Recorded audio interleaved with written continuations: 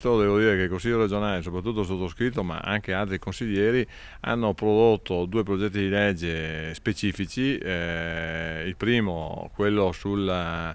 tutela dei cimeli di guerra e il recupero, che è già stato approvato dal Consiglio regionale, e il secondo che andrà in approvazione nei prossimi giorni, che è quel progetto di legge che è partito dall'anno di Piave, da alcuni amici dell'anno di Piave, e poi l'ho sviluppato, che è l'Ecomuseo del Grappa. In questo caso non si chiamerà del Grappa, ma sarà praticamente la legge sugli ecomusei e il funzionamento di questi. Oggi ho avuto la prova, sentendo gli studiosi, sentendo Marino Zozzato, sentendo Marzio Favero, che questa traccia anche dell'ecomuseo è qualcosa di importante per far nascere dal basso le iniziative e per arrivare al 2018-2019, ma partendo dal 2015, con delle iniziative che partono dal basso e dove le collettività, le associazioni, le amministrazioni saranno coinvolte e faranno delle grandi iniziative proprio per ricordare questo momento, ma soprattutto anche come polo e attrazione dal punto di vista turistico.